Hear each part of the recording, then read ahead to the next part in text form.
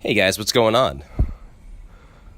This is your session leader for Altcoins Anonymous. It's been a while, ladies and gentlemen, boys and girls, children of all ages. Quite the experience people are going through right now. I'm super excited about this. I haven't released an episode for a while, and I don't really have anything to say besides like this shit's fucking funny. Like I love when Bitcoin is collapsing. I love when it goes back up too. Like, don't get me wrong. It's not like I like the volatility of the environment. I like the uncertainty. I like that people are betting everything on it and have no idea what they're talking about. And then like it just crashes. That's fun to me. I was working with businesses and they were very interested in blockchain, and then the price crashed and that was it. They wanted out. And that was it. Oh man. That was pretty funny. It's so wild how like I didn't finish this episode of John World, but he was talking about how Bitcoin is a fad and how that might be dangerous or not. And like I think like I don't know. I think that thought needs to be analyzed a little bit further, because I think that these are fads. And I think there's no way to argue against that these are fads, because the technology isn't there yet. Like, yes, this is technology that's been worked on for a while, and Bitcoin itself was something that kind of just came along, and someone put it together that, hey, we can do it like this. And if you do it like this, it kind of makes more sense. And so that's why Bitcoin kind of started, as opposed to like Hashcash or whatever you want to talk it, like e-gold or whatever. Like that's why the decentralized ledger, like it seemed to just work all of a sudden. And so we could pursue that idea. Now it seems like we've become kind of stagnated a bit, and there's not like many ideas to pursue that are like different from the original blockchain. And maybe that's okay. Maybe we actually came to something that's like very unique, and maybe that's the reason why Bitcoin itself is a very unique technology, and that's why it's being adopted by other people and trying to be replicated. But I don't think that's to say that it can't be outdone. And in 10 years from now, where's the technology going to be? We're not going to be, we're going to have ASICs, right? We have Bitcoin ASICs. The technology is going to be so refined in 10 years from now. Like, will it make sense to keep mining? I guess the whole idea is that, you can't ever mine all the Bitcoins, essentially, because it's asymptotical. So like essentially the higher the difficulty goes, the less and less likely you are to ever actually mine all the Bitcoin. And so whatever. So maybe there's only, 20.99999 million Bitcoins or whatever. Maybe that never actually ever gets hashed out, and Bitcoin actually does succeed. But like maybe there will be a better alternative to Bitcoin that will arise. Maybe something will happen and it will be faditized, if that's a word. There's no way to tell that. Like everything's kind of a fad. Like PayPal kind of was a fad for a bit. Then you had like 18 different versions of PayPal arise. And then now PayPal isn't like the number one thing. It just kind of is like, it's good for certain services, but it may not be the best for people internationally. It might not be the best for smaller businesses trying to accept payments, something like that. There's a marketplace for payment systems. Maybe, we've been working like 10 years at this already, right? Well, not we, but people on Bitcoin. But like maybe there is some unforeseen turn that gets made, and it is better technology, and it will just completely dwarf Bitcoin. I don't think there's anything wrong with relying on that. So whether or not Bitcoin is a fad, I think it's like, yeah, it's a fad. Like these are collectible, and maybe that's the thing though. Like how long will the fad last? Like how long will your Pokemon cards really be able to be called first edition? When can we like? I wonder who's in the business of replicating Pokemon cards, and if that's really a thing. Because essentially, like if you had some of those original Charizard cards, I was just watching a Pawn Stars episode, and the original first edition Charizard, like with the bold first edition icon on it, like that sells for $50,000. So like, how much does a printing press cost? Like you can just be fucking printing those fuckers.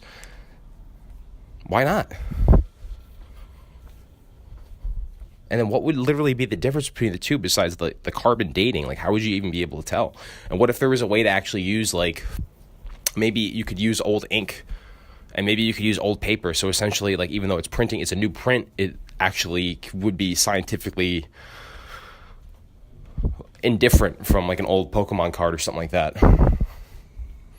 I'm kind of getting carried away, but I mean, eventually, and like they've actually steered away from Pokemon cards. Like now they actually have digital codes where you can register your online cards. So it's like that original key card, that original code is kind of like your version of the blockchain now. Like if you have that code, I think it registers on some online database that you got a certain set of packs.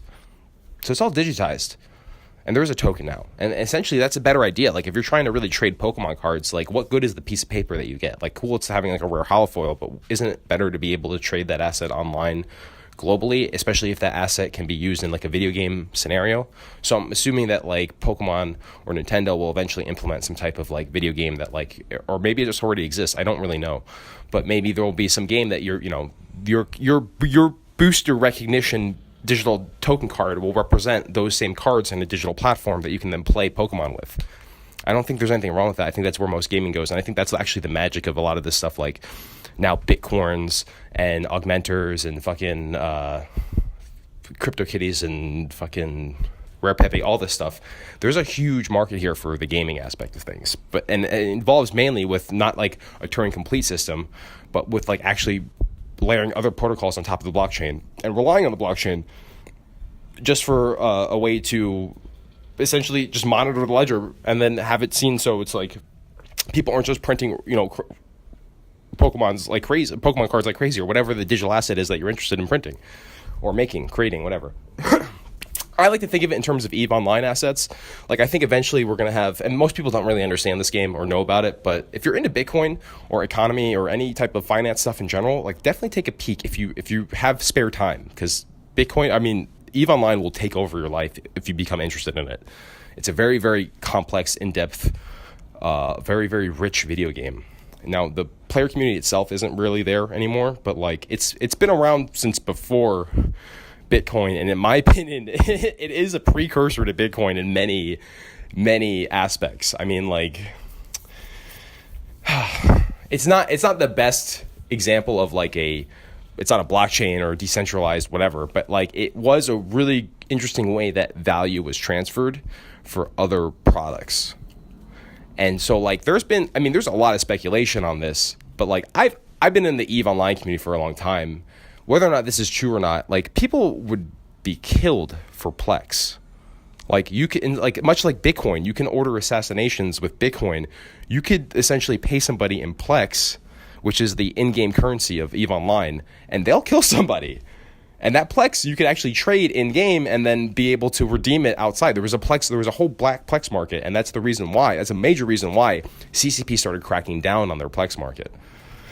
From my understanding, there's a lot of criminal activity that was involved with the trading of Plex because it was such a reliable asset, because they are very difficult to get. You had to actually mine them in-game. You had to put a lot of resources into it. There's actually manpower going into it.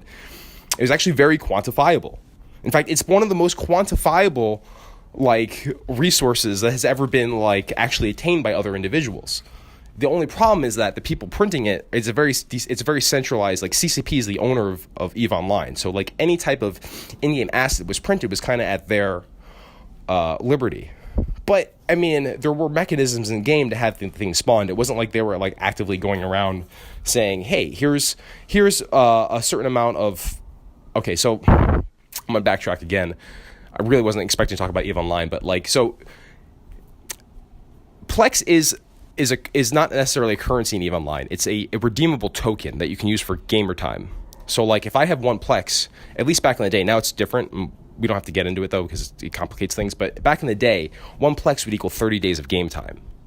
Now that Plex was sold on the open market in game. And in game, the currency is actually called ISK, I-S-K, interstellar credits.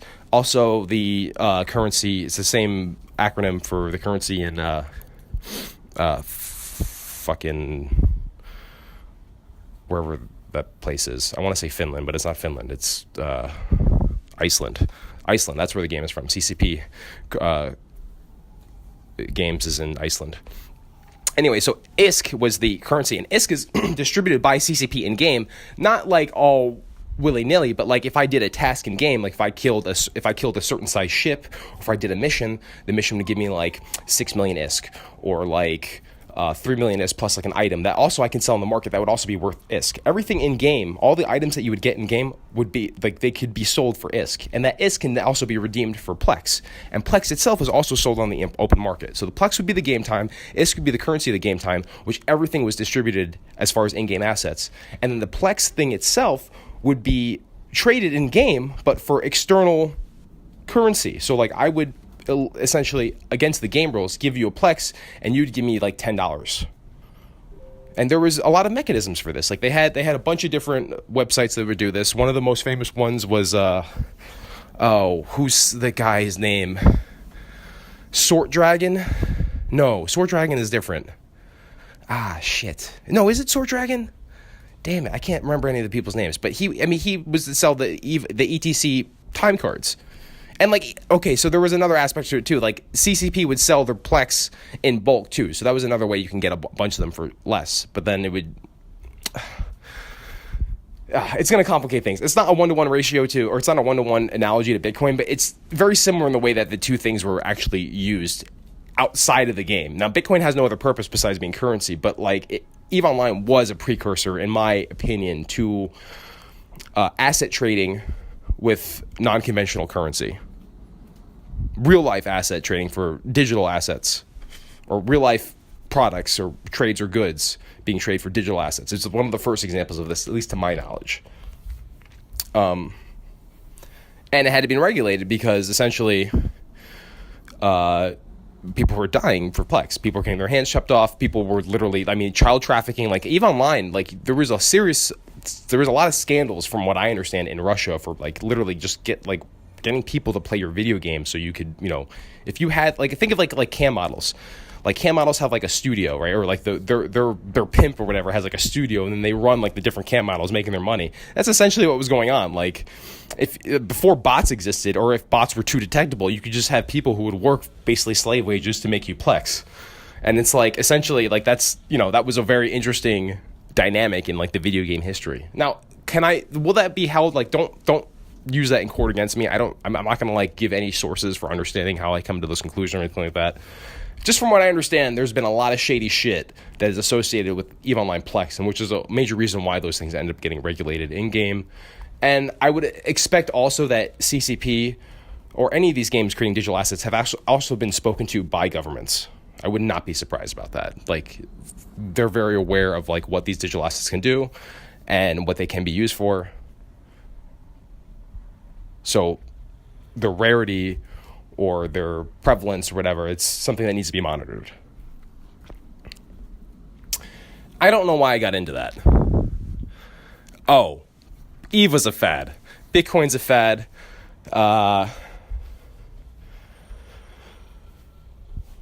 Will there be something better? Probably. Is it going to happen off the top of, I don't know who's going to do it. Maybe it won't also. That's the other thing. Like, there's a lot of time and effort that goes into the development of Bitcoin. I understand that. And because it's such a central location for such intelligent minds to actually be developing one idea, it would be very difficult for all of a sudden some random person to come along and say, hey, by the way, you guys forgot about this. And then that would be the new Bitcoin all of a sudden, which seems to be the idea. It's like, well, we could fix Bitcoin if we just change this one little thing right here, and then it's all fixed. I don't know if from my speculation, that's not going to be how Bitcoin changes, but it will be something like that, where it's like, look, you can't do this with current Bitcoin, but we clearly see that there's a necessity for this. I don't think Turing complete smart contracts is that thing we're talking about right now. I don't think Ethereum is going to be the one that takes over Bitcoin. I think Ethereum is very much a fad. But I do think that there's a possibility that we'll see something bigger and better. I mean, there is debate within the community, right? And you could even argue that Bitcoin with Lightning Network isn't Bitcoin, right? So it works on the same. It works off the same code, but it's going to take a drastic. I think it's like a one-way turn, right? You can't go back after you implement the Lightning Network, I think, right? Or is it a soft fork? I don't know. I don't been knowing.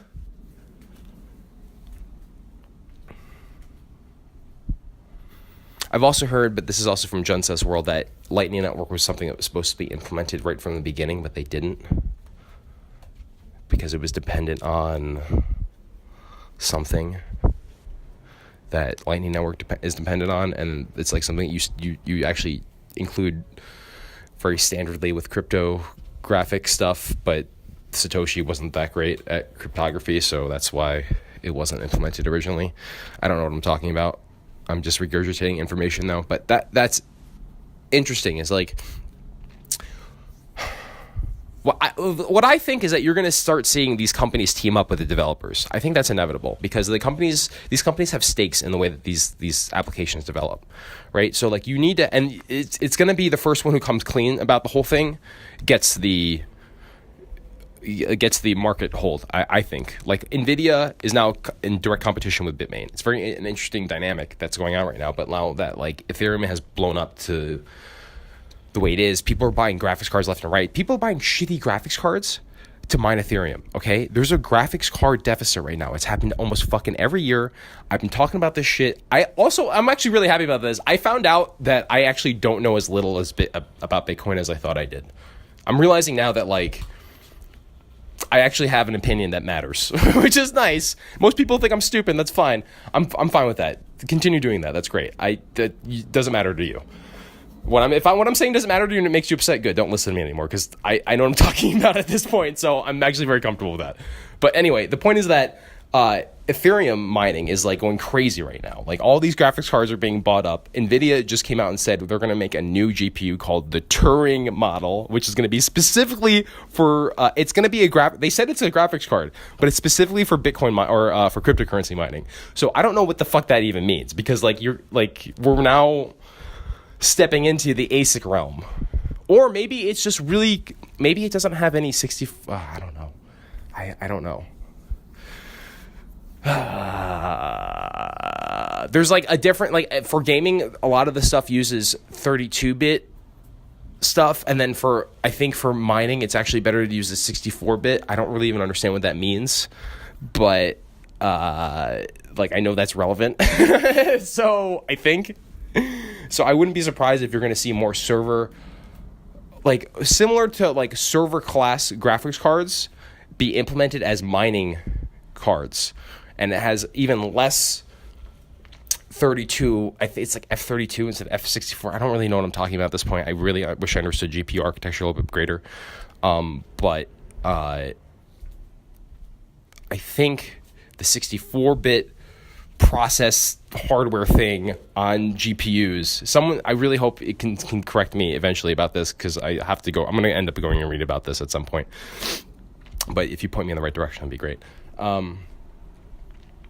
They do better mining calculations, whereas like gaming stuff is really like that 32-bit process because that's the way most video games are written right now. It just so happens to be the case, and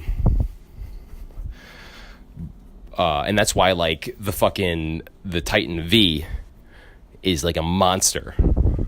It's like a monster, but it's also $3,000, so it's not really worth the rate of the return on investment. But sorry, I'm all over the place right now. I just think it's really interesting that you see Nvidia now in a direct war with Bitmain. Bitmain has also announced that they made an Ethereum ASIC, and this is weird because Ethereum said that they aren't going to do. They're going to do proof of stake, which never got implemented. Also, seems to never even been proved to work, at least from my knowledge. I don't know if that's necessarily true or not, but it seems like I don't know.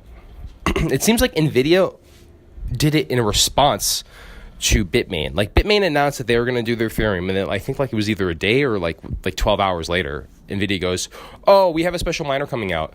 And see, like that's Bitmain's play. Like Bitmain was waiting. I think they were waiting for the other person to say what they had.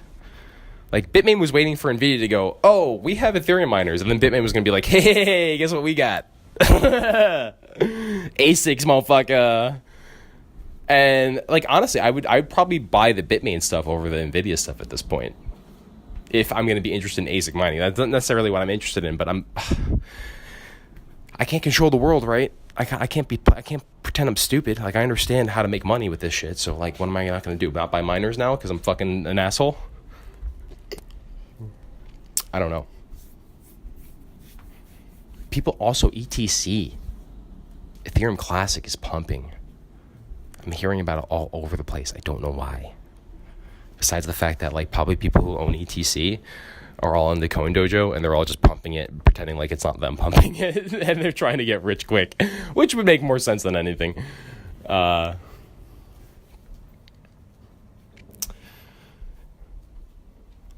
I'm losing my train of thought. I didn't expect to do an episode today. I just I've been really wanting to do one for a while. I haven't released any content with John. Like, we haven't done any bit by bit. I don't know where the fuck John's at. He's like traveling Europe. Actually, I got a call from Europe recently. I don't know who the fuck called me, so I have to maybe check if that was John, but I doubt it. Highly doubt it. But it was kind of specific to his location, so I was like, what? That's weird. Blah blah blah blah blah. I really wanted to do an episode. It's been a while.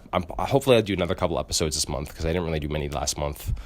It's actually, shit's getting a little interesting again. Like, I was actually just kind of like watching. The Bitcoin got boring again. People don't really realize that, like, when Bitcoin goes down, like, everybody stops talking, and then it's like not fun anymore. So, like, the enjoyment of the community is highly dependent on the price. Not for me, but the community. Like, I actually, like I said, like, I really love when it's like volatile as fuck and people are losing money and like going, what the fuck? I sold all my shitcoins. What the fuck did I sell my shitcoins? Or why did I hold on to my shitcoins? Like, why did I hold on to all my ICOs? Oh my god. I love it. Oh my god, I love this shit. It's so funny. Shitcoins are doing well, man. Ethereum is the shitcoin, and it is doing so fucking well. Like, say what you want. Like, it doesn't work, and it's not going to work in a very long time. You know what I should have realized? There was an interview with some dude Krista Rose had. He was talking about CryptoKitties, but he was talking about how he mentioned two things which I thought were very, very interesting. I'll have to go back and figure out who the hell I'm talking about.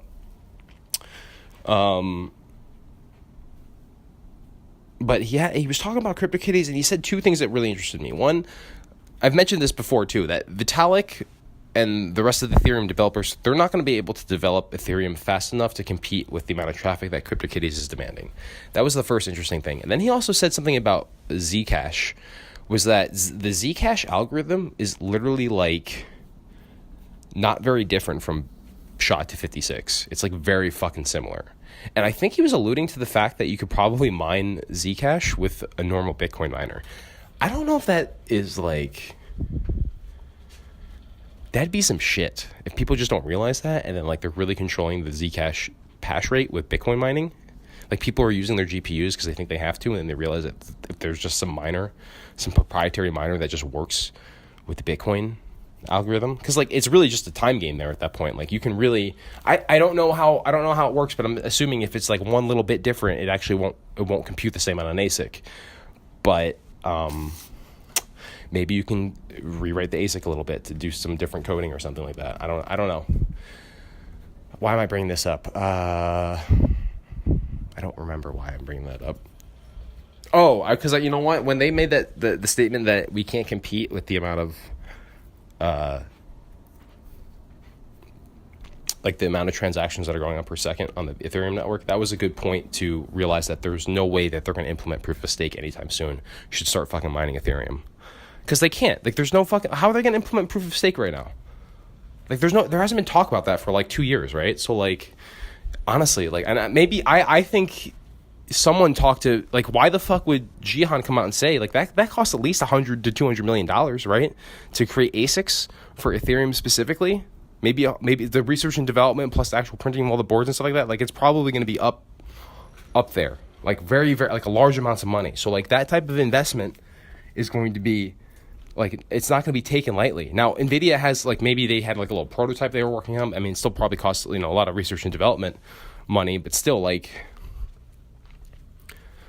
someone had to give them word, hey, we're not going to be able to implement proof of stake. You might as well just make miners. Why would they both do it at the same time? Except for the fact that NVIDIA stock price probably was going to drop a bunch if they didn't come out and say we made ASICs. Which is so interesting that Bitmain is controlling the stock price now of AMD and fucking Intel, like, or Nvidia. It's wild. And Intel is way behind it. Intel, like, this might be the end of Intel, guys. We are literally looking at, like, the end of Intel, I think. This Spectre and Meltdown shit,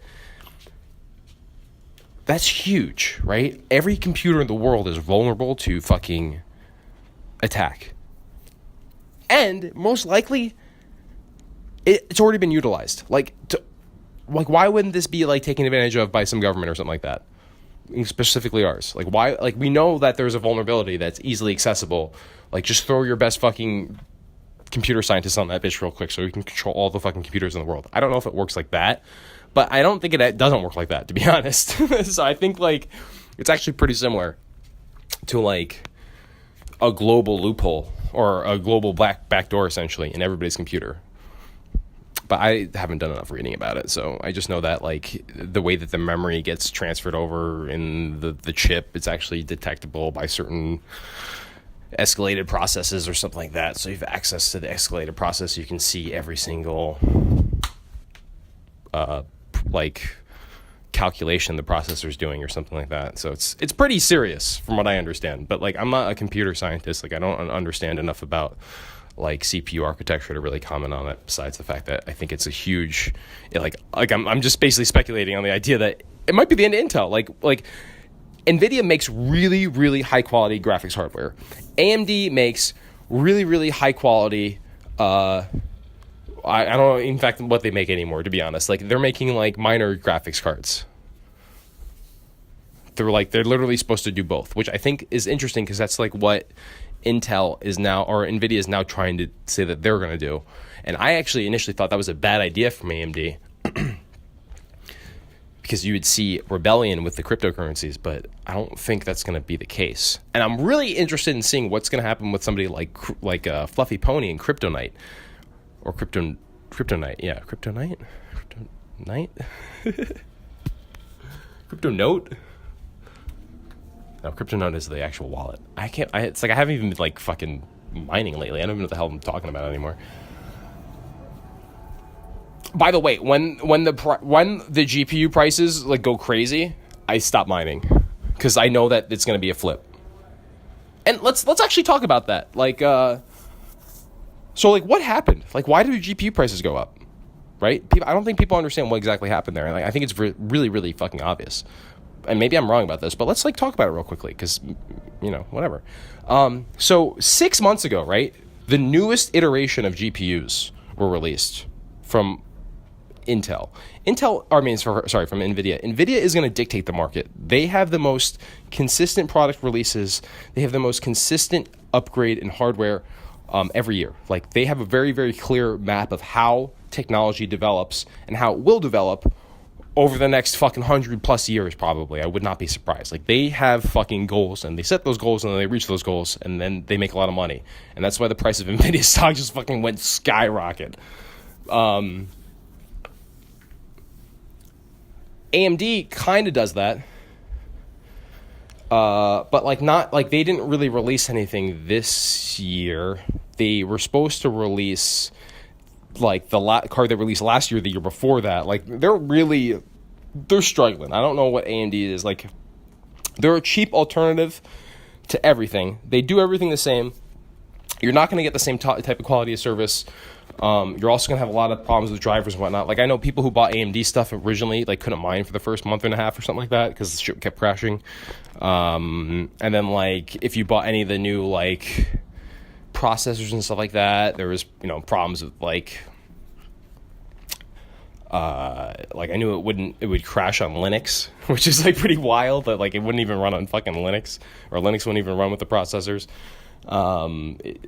There's just a lot of driver issues and a lot of, like, their software isn't up to par with their hardware, and so it makes the hardware not work very well. That's AMD's problem, but they're behind in the market as far as I see it. NVIDIA. I always say Intel, but I really mean NVIDIA, unless I really make that distinction. But NVIDIA released their product, like the last version of their Pascal? Is it Pascal or Pascal? I think they're at Pascal right now, right? Pascal architecture. 6 months ago, right? Right now, it makes 0 cents for any AIB manufacturer to create another version of old technology. They don't want to get caught holding the bag, which is something that it's a term I came across from with Gamer Nexus. If you ever want to check them out on YouTube, Gamer Nexus is a really interesting resource for just any type of computer hardware stuff or gaming stuff in general. But they've been really harping on this mining stuff. The main dude, I forget his name, he really understands it. Linus Tech Tips is even going into this shit recently. Like, you're seeing like very big YouTube channels that revolve around like mining or GPUs and PCs and video gaming all start to talk about cryptocurrency mining. Like, this is actually kind of fairly new. They didn't really do that before. And that was pretty much because the price pumped. And I would suspect that they kind of lay off it a little bit because the price is dumping a bit. And also, the reason why it was getting such a buzz is because there was a scarcity in the market for GPUs. Like, you couldn't buy a GPU at normal MSRP because everybody bought them to mine. Now, the reason why there was a scarcity is because the AIBs didn't want to get caught holding the bag. They didn't want to put in orders for thousands of new graphics cards that are 6 months down the product line, where they know that either there's going to be some development from some other company that's going to compete, or they're not going to want to use those graphics cards anymore because they're going to be like 15% under the actual, like if AMD came out and said, oh, by the way, we're coming out with new GPUs in June, which is kind of standard. That's usually when all this new shit comes out. It would fuck up the AIBs because they don't want to actually have to buy hardware that's going to be outdated in 6 months. And this happens, this is actually, I think it was a 2-year cycle. I think the newest product is going to be a 3-year cycle. And that's something, that's an announcement by NVIDIA specifically, or maybe it was Intel. Maybe it was Intel that said that. Maybe that's why I'm getting confused. Maybe it's Intel that's saying that they're going to do the 3-year product cycle. I thought it was NVIDIA, but it might be Intel. Anyway, you can either expect a 2 or 3-year product cycle. They release one version of the architecture, and then the year later they basically release a bigger version of the same architecture. So that's why you have like a 1080 and 1080 Ti come out a year later. The 1080 Ti is just a bigger version of the same architecture, so it produces more heat. Usually they'll have more memory chips that are put on the same card, but it's essentially the same exact technology as the year before, just bigger and better. But it's not any more energy efficient. So like that 1080p or that 1070 would be a better case for most miners. It really has like a 2-year lifespan. And right now we're at that last quarter of the 2 years. And so the prices went up because there's no fucking GPUs. Manufacturers aren't making GPUs because they know that the new Volta architecture is coming out with Intel or with NVIDIA.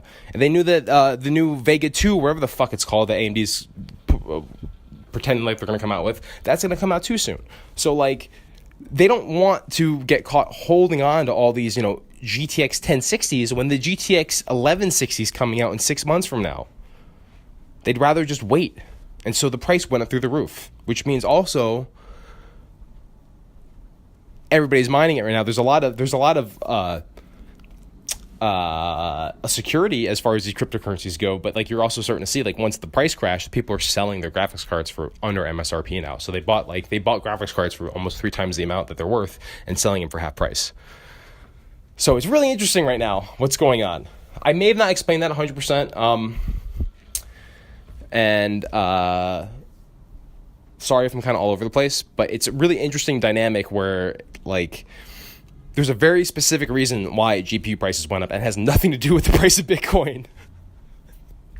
And on top of that, well, it kind of does. Like, obviously, there's going to be more demand because more people want to mine. But really, the only reason why the price went up is not because, like, there's a scarcity of GPUs. It's because the new product's coming out in 6 months from now. So anybody who just bought graphics cards in the past basically 6 months, you really want to get it 6 months ago. Like, the 1080 Ti maybe was a good idea for you, or the 1070 Ti. Really, what you wanted to have done is buy a 1070 when it first came out and just hold on to it for 2 years and sell it literally 2 weeks ago or a week ago and wait for the new shit to come out, which is something that I may or may not have done. I don't know. or it might be doing, or it might be in the process of doing. I don't know. It might be a good idea if you do shit like that. But there will be new products coming out in June, right? Bitcoin just crashed a bunch, 50% off essentially at this point. Mining isn't going to be as profitable until the new technology is released, which now seems to correlate perfectly with these new product announcements that are coming out from Bitmain and NVIDIA. Like Bitmain is now going to release their ASIC miner for Ethereum, which is literally, that's the 1060 market. That's the 1070 market almost. 1070s generally I think are going to be used for mining things like Zcash, and I think the 1060 because it actually uses an older version of it uses an older architecture. I think it uses Maxwell. I could be wrong about that. It might be Pascal. I'm not sure if they do what AMD does. AMD uses, like, their 560 is like the old technology, and then the 570 is like the less old technology, and then the 580 is like the most recent technology, and then they kind of just keep changing it. But like I think Intel actually, like, all their 1060, 1070, 1080 is all Pascal, and then their 960, 970, 980, that's all Maxwell. I think it's like that. I'm not sure. And for those of you who have no idea what I'm saying right now, I'm sorry. If you are following along with this, like, if you want to correct me, please do that too. I'm just saying kind of a lot of random words at this point, and it may or may not make sense to you unless you have a deeper understanding of specifically shitcoin mining. Like, we're not talking about Bitcoin essentially at this point. But like, it's really just coming back to this whole idea that is this a fad or not? And it's like Intel and Bitmain have decided that Ethereum is not a fad. And in fact, that not only is it not a fad, but they're not going to be able to switch it fast enough where they're not going to be able to make money. So like Ethereum's, we're probably not going to see proof of stake for a while at this point, right? We're not going to see it for at least 2 years, in my opinion. Like, you need to make sure, like, they had to decide. Actually, let's make at least 1 year. Let's say 1 year. Like, NVIDIA had to decide, hey, look, we're going to launch a new type of product. Like, this has to be, like, purchased, right? We have to make sure that these are being purchased for, like, the next year. So, like, proof of stake can't change for Ethereum if, like, they're making an Ethereum miner. And that's going to replace the whole, like, 1060 phase. Like, 1060s, like, nobody's going to want 1060s anymore. And you're going to see a bunch of people put those back on the market. GPU prices are about to crash. And this is great. Like, that's what we want. Like, we want, like, cheaper technology for everyone. And essentially, like, this is basically like Bitcoin subsidized gaming for everybody. Ethereum subsidized the gaming market for people. Like, now it's going to be way cheaper. Like, people probably only use their GPUs probably in really, really, like, very particular environments. Like, people who are using GPUs for mining, they're taking very good care of their hardware. They realize that, like, they're not going to be able to get, like, their warranty essentially when they buy like 600 of them at a time. Like, they're not gonna be able, like, they're not resellers. They can't, like, submit, like, oh, I have 30 graphics cards that didn't work.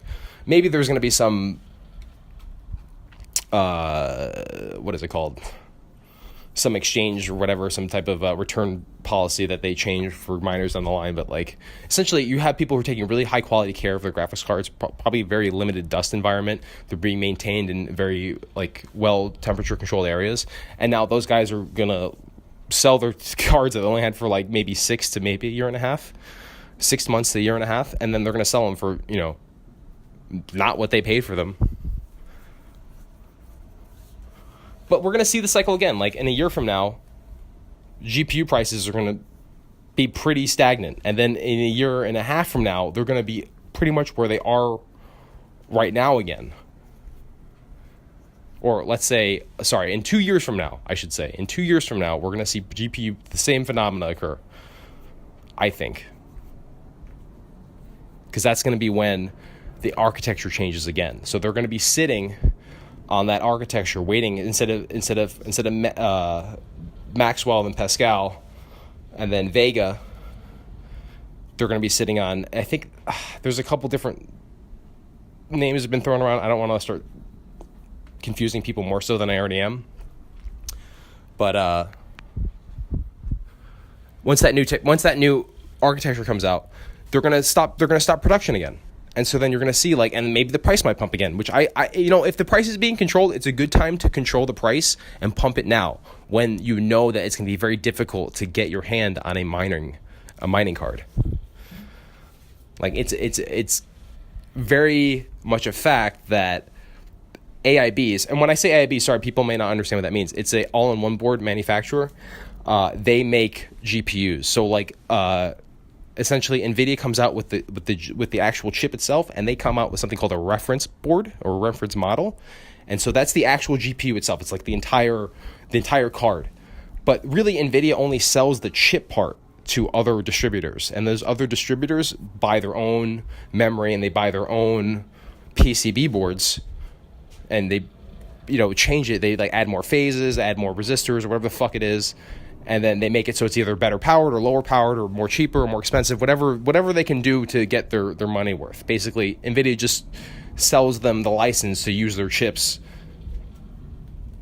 and print those cards. But you're going to see it again where NVIDIA goes, or those AIB manufacturers go, hey, look, there's no reason to make cards. We know that the new shit's coming out in 6 months. There's no reason that we're not going to make any more cards right now.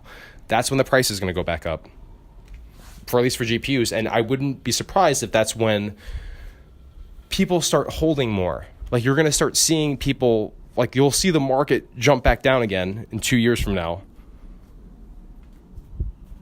when people start liquidating all their funds, I think.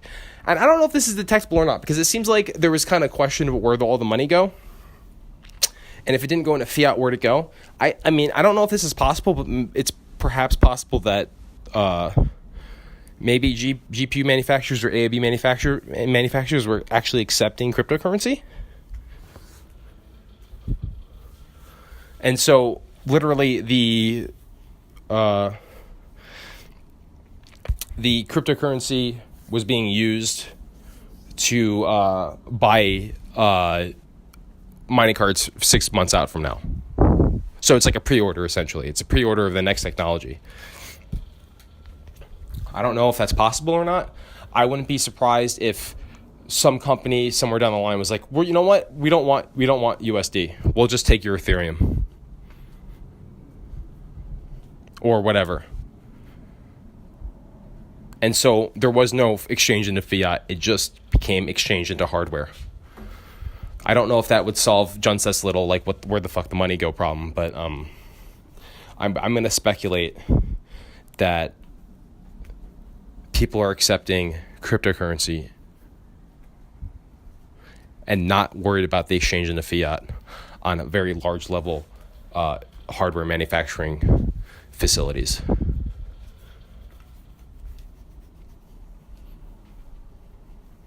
I think that's a big statement. I don't know if I said it very well, if I framed it well, but I think that's a huge statement. But I mean I'm very suspect of that. Like I think that is maybe what happened, because it's like people think they're not like married. Like the hardware has nothing to do with like the price, and like it doesn't really have anything to do with the price necessarily, but like the restriction of hardware has a lot to do with the price. Like when there's no more mining cards, like that causes a panic. Like, why is there no mining cards? Like what's going on? And there's multiple reasons for that. Not like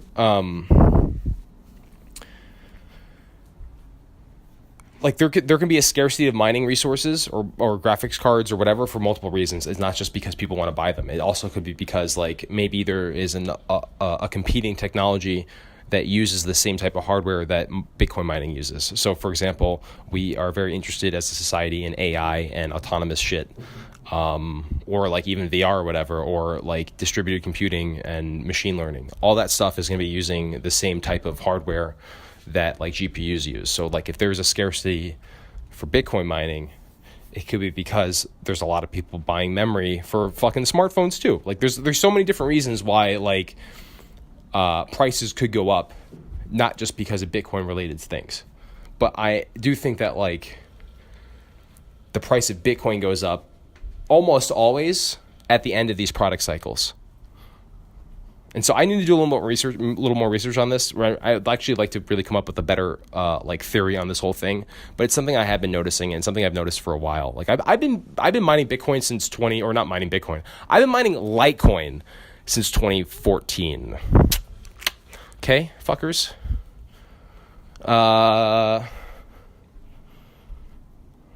I've never mined Bitcoin. I've only used a service like NiceHash, but I have mined directly Litecoin, if that makes any sense to anybody.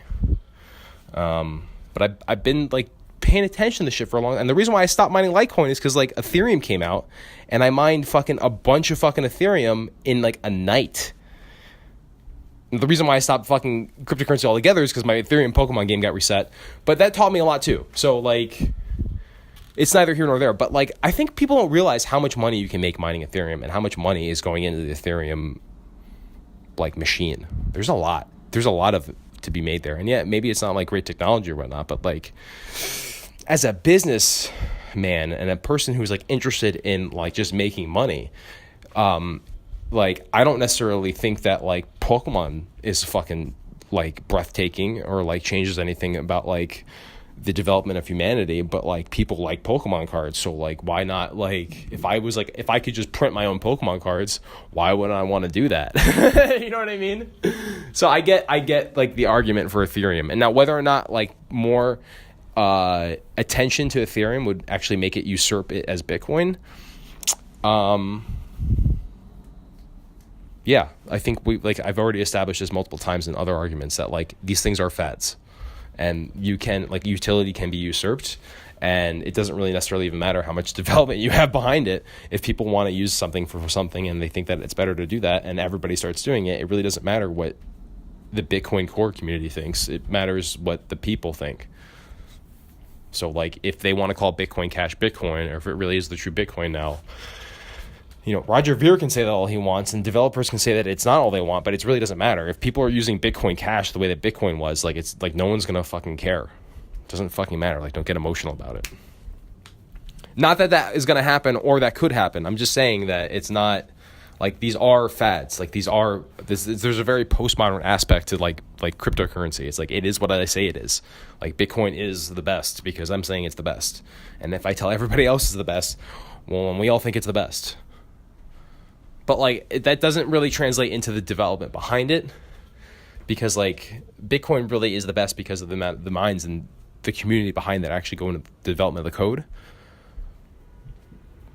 But then that's also debatable. It's like, is that too stagnant? Like, do things even really happen in time? Like, maybe a method like, you know, maybe we need to democratize, like cryptocurrency. You know, and, like, Jihan Wu got a lot of shit for this, but like I think he was actually onto something. Like he was saying it's very weird that projects don't have a leader. Like it's very weird that Bitcoin doesn't have a leader. Like Satoshi was the leader and he left, and now nobody really kind of is like the leader of it. We just kind of like pretend that like we have like this really, really solid way that like Bitcoin gets developed. And maybe it is perfect or maybe it's not. But like I'm actually a bigger fan of like the projects that seem to have like this one focal point that you can actually point at and say, hey, look, we really don't like this shit. Can you like look at it or figure it out? Like projects like Litecoin or like Monero with Fluffy Pony and Charlie Lee. Like I think that these guys being a focal point for people is actually really important. And I don't know necessarily, or like even technically like Roger Ver and Bcash. Like I don't know if that's bad. I don't think that's bad really. Because you can like there's a face. Now all of a sudden like you can kind of like put things in perspective and put things under paradigms and whatnot. Like Bitcoin really is like, oh, we're kind of this and we're kind of that and we're gonna maybe do this and we're gonna maybe do that, but like we're Bitcoin, we're number one. I don't know if that really made sense at the end. I think I just shut on Bitcoin for no reason.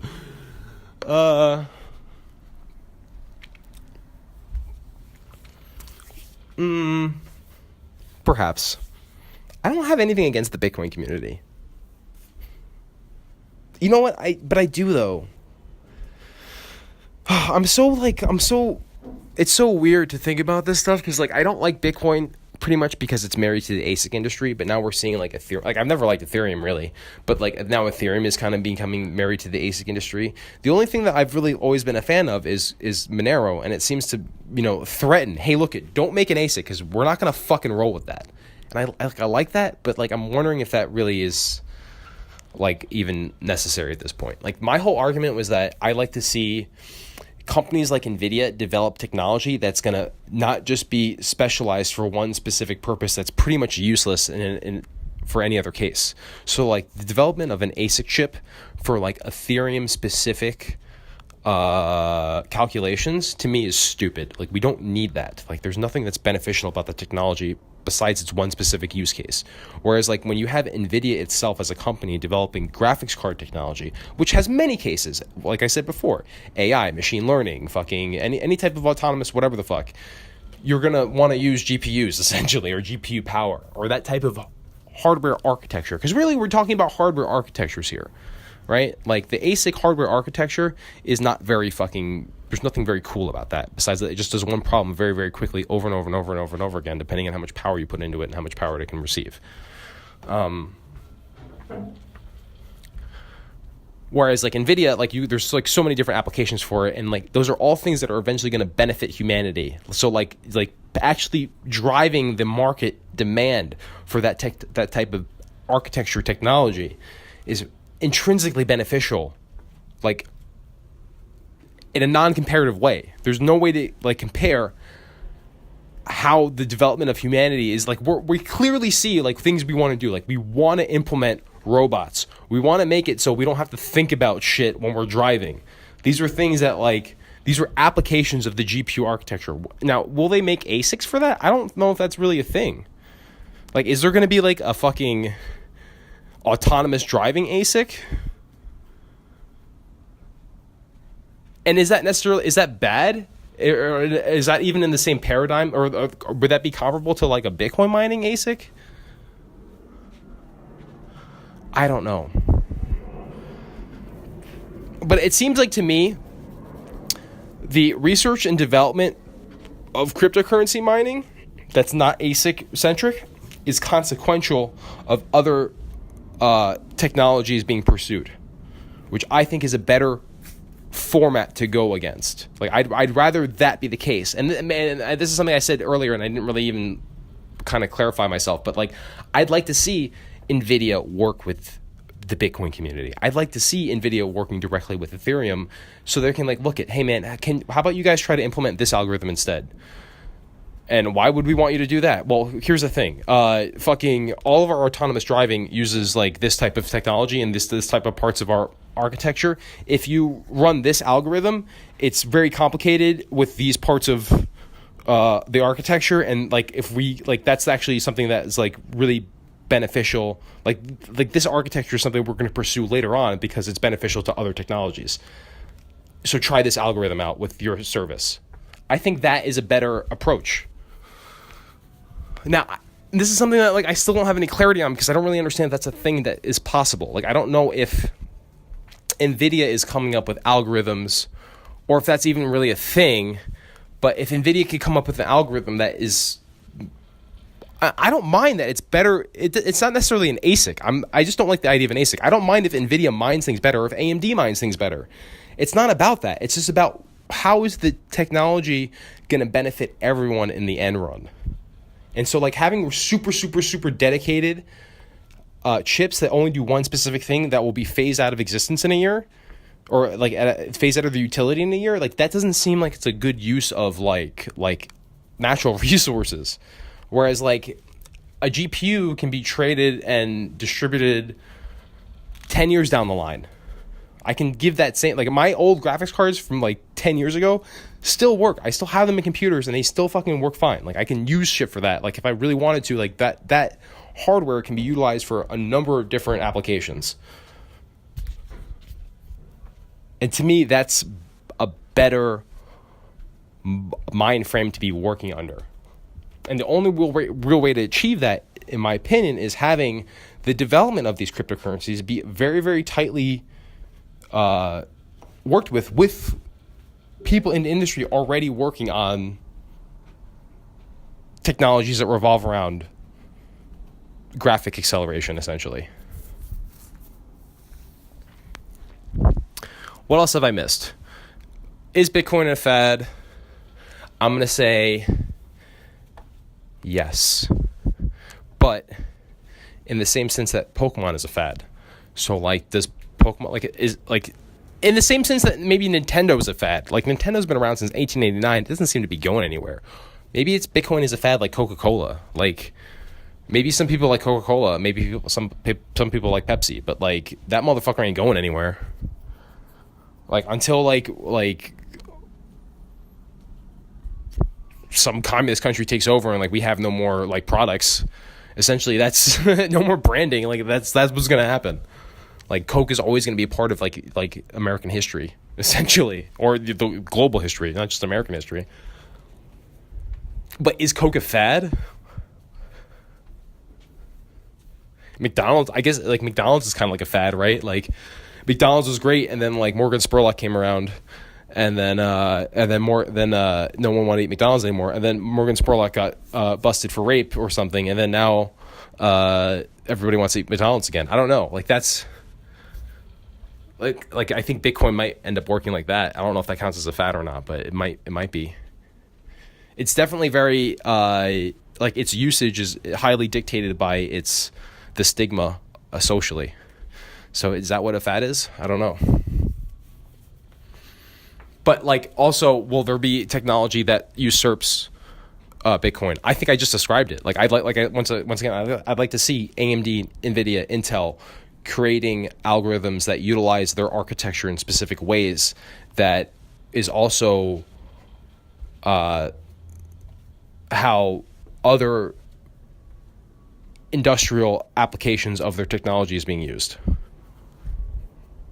But I don't know, like this is something I don't know if can actually be accomplished. So I keep saying this too, and no one's really ever attacked me on this. Like people have called me stupid and like say I don't know what I'm talking about, but then when I get deeper in the conversation, I know that they don't know what they're talking about, and also like they're just trying to call me stupid because they don't like Ethereum or they don't like Monero or whatever the fuck. They're just like Bitcoin maximalists, and I'm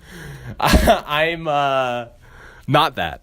I'm not a Bitcoin maximalist. In fact, I see very little utility for Bitcoin currently. Not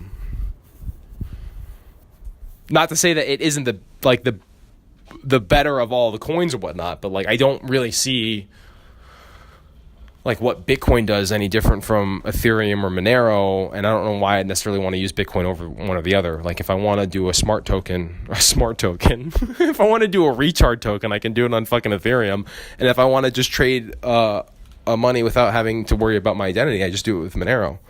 And if I want to get money back into fiat, I use Bitcoin. But like I just described 3 different utilities for all those different things. So like we're not talking we're talking apples and oranges here. We're not talking, there's different applications for different things, man. Bitcoin is like the gold, but some people don't want to trade in gold. Some people don't want to be tied to gold at all. Because if they're tied to gold, then they're going to have to pay $20,000 or whatever. They have to, if they have more than $20,000 worth of Bitcoin gold, then they have to pay They have to have their information submitted to the IRS. So like there's different reasons why you might want to use Bitcoin or might want to use Bitcoin or whatever. But like that's changing too. Like I don't know. Is that in itself mean that Bitcoin was a fad? Just the fact that like there's actually a reason to not use Bitcoin if you really want to use cryptocurrency? Like why do we use Bitcoin, right? What's so good about Bitcoin? Bitcoin is can be changed into fiat, right? Is that it though? Is that like the number one thing now? Like when we're talking about like security and network or the security of the network or the chain, do we really have to worry about that with like other cryptocurrencies at this point? Does having the longest chain matter? I don't even know if these are all the same discussion at this point. Sorry guys, this one's been all over the place again. Hopefully I taught something to people. Also, hopefully I'm not 100% wrong about what I just said, if I did even make sense in the first place. And like if I am wrong, please let me know. I need to understand more about this stuff. This is what I find the most interesting, like the relationship between hardware and the software. That is forever going to be the most interesting aspect of cryptocurrency to me. And I don't think people have really attacked it yet. And if they have attacked it yet, it's people who know more than anybody who's ever spoken to me, and they're making a lot of money and they don't need to speak to me. Like, why would they need to argue this with people if they're making tons of money off of it? And we already see Ethereum is clearly, like, Ethereum is like what, like $800 right now? Bitcoin dropped 50%. So like Ethereum is fucking roaring right now. Roaring. Okay, hate on whatever you want. I don't give a fuck. Like, you can make bank mining fucking Ethereum. If you have electricity that's cheap, you Gucci'd.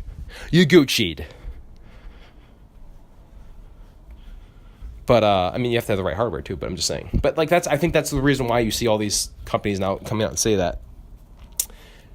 What does that mean, though? Maybe this is more of an open-ended question. I'm kind of curious, like, what does that mean to the chain? Like, so say, for example, Ethereum is the most expensive, it has the highest demand for as a cryptocurrency currently, right? And then what if, like, that means,